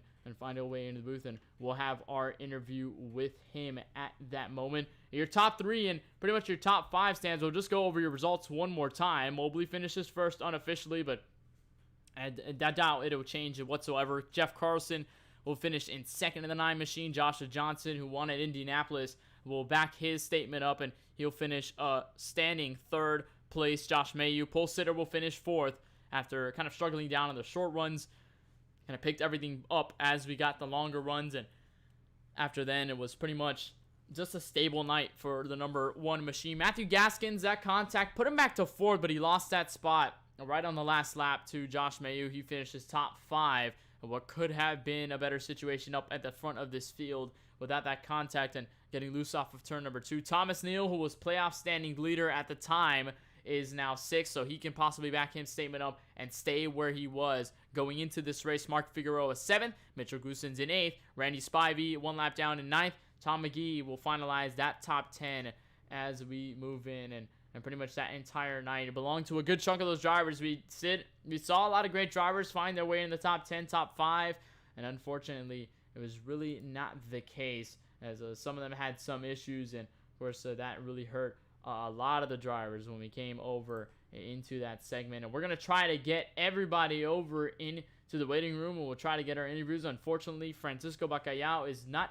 with us, so it seems as though he's exited a little bit early. So we'll try and get that for you, and we'll try to get everyone down into the waiting room. I'm not sure whether anyone's ready for interviews just yet, but we'll just try to get there before we have our route over to Victory Lane, and of course down at the pit lane where we can meet up with all three of those drivers and have a conversation and try to ask them about what was going on in terms of their race when it came over to tonight. Seems as though we've got all of our drivers, and we're going to try to get all of them over into the waiting room, and we'll find them over into, and first we'll start with the driver over in Victory Lane. It'll be Dalton Mobley in the 77 taking his win tonight from Atlanta Motor Speedway. Dalton, it was quite possibly, I'd say, the perfect race to put it into some couple of words. You led 92 laps en route to your victory here tonight, and it seemed as though there was nothing going wrong throughout this race. The long run speed was there with you.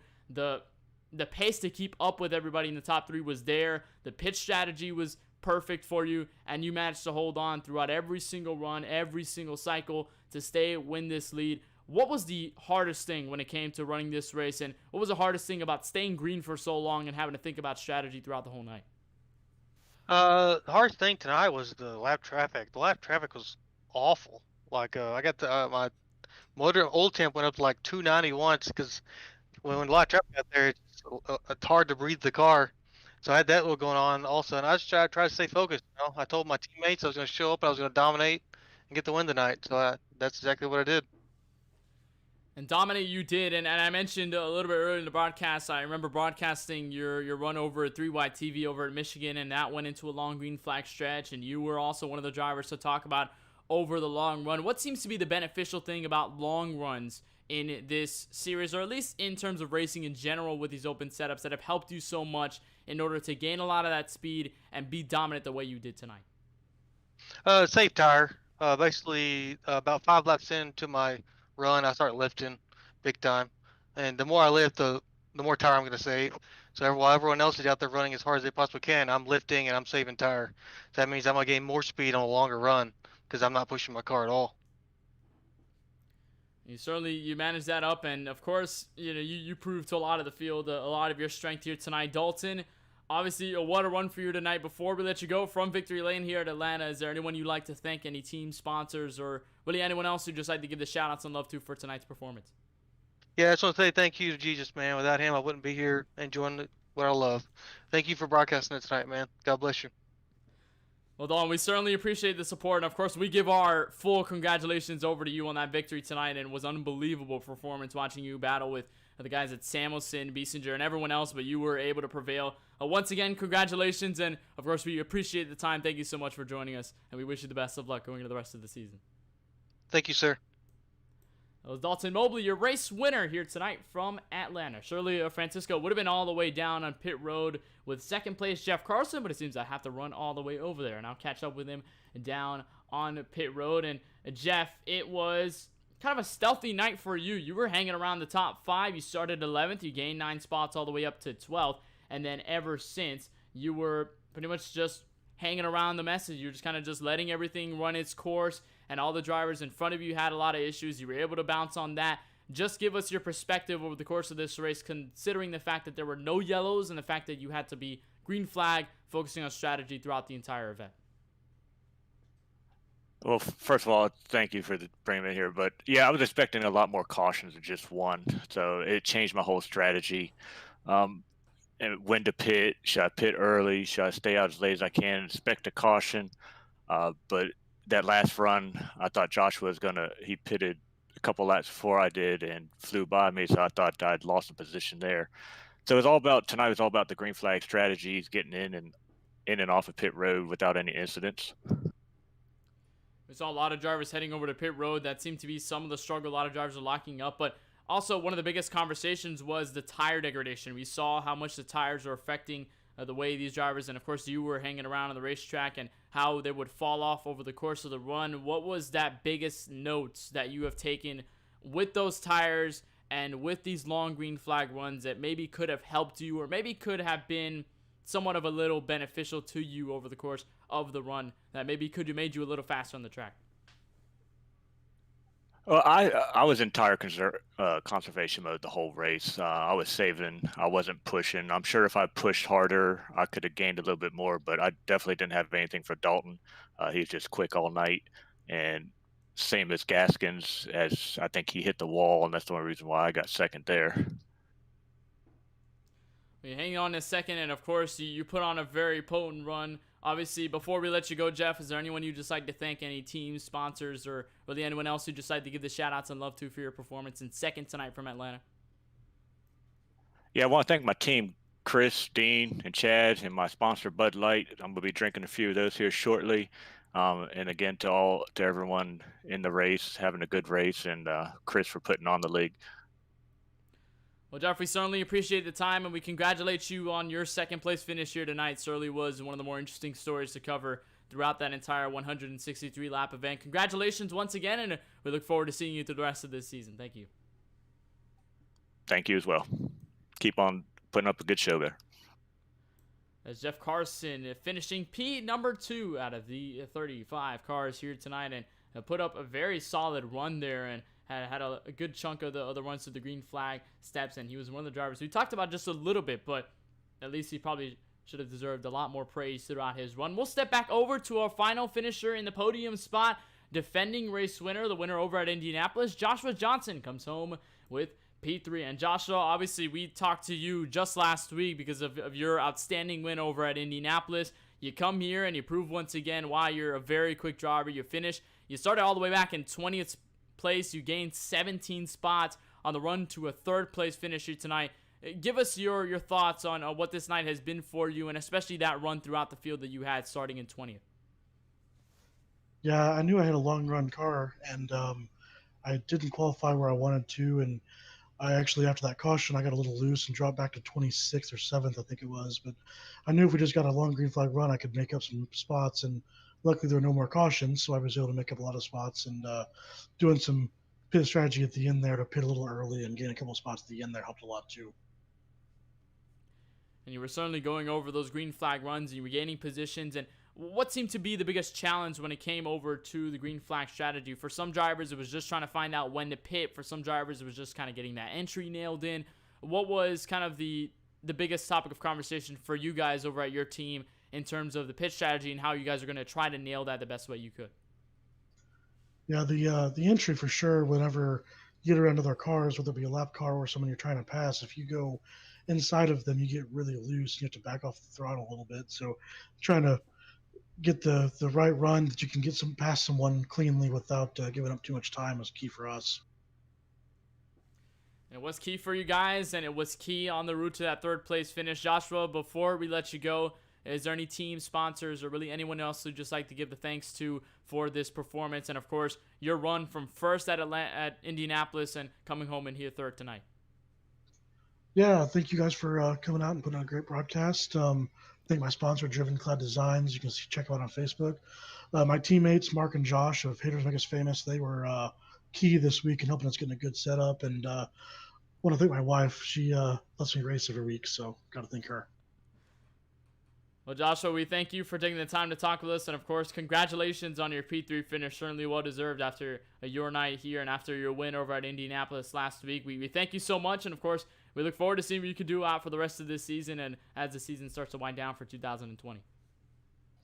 Thank you. See you later.